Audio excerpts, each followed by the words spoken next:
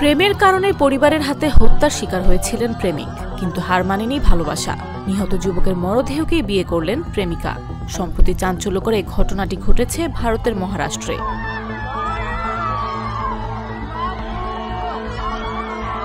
জানা যায়, মহারাষ্ট্রের নান্দেদ জেলায় নির্মমভাবে অনার কিলিংয়ের শিকার হন এক যুবক। এর প্রতিবাদে তার মরদেহকে বিয়ে করেন প্রেমিকা। নিজের সিঁথিতে সিঁদুর, মরদেহের গায়ে হলুদ লাগিয়ে তিনি ঘোষণা করেন, আমাদের ভালোবাসা জিতেছে, মৃত্যুর কাছে হার মানেনি। পুলিশ জানায়, ২০ বছর বয়সী সক্ষম তাতে নামে এক যুবককে সম্প্রতি গুলি করে হত্যা করা হয়। এরপর তার মাথা পাথর দিয়ে থেতলে দেওয়া হয়। অভিযুক্তরা হলেন প্রেমিকার বাবা ও ২ ভাই সহ পরিবারের মোট ৬ সদস্য। বিয়েতে রাজি না হওয়ায় কেবল বর্ণগত বৈষম্যের কারণে এই হত্যাকাণ্ড ঘটে বলে অভিযোগ।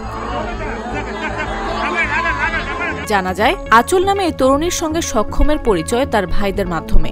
৩ বছর ধরে চলছিল তাদের প্রেমের সম্পর্ক। বর্ণভেদ নিয়ে পরিবারের আপত্তি থাকলেও আঁচল ওই সম্পর্ক বজায় রেখেছিলেন এবং সক্ষমকে বিয়ে করার সিদ্ধান্ত নেন।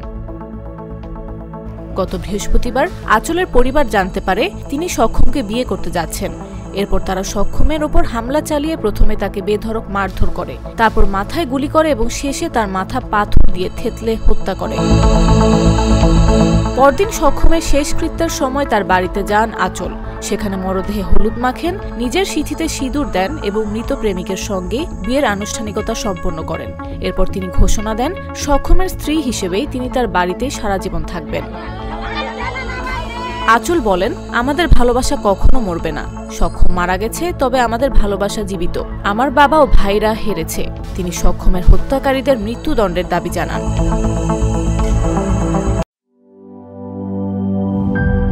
নাটা জেলি আর পানীয়র এক অসম কম্বিনেশন ড্রিঙ্কো। চিল থাকতে চান, ড্রিঙ্কো চাবান।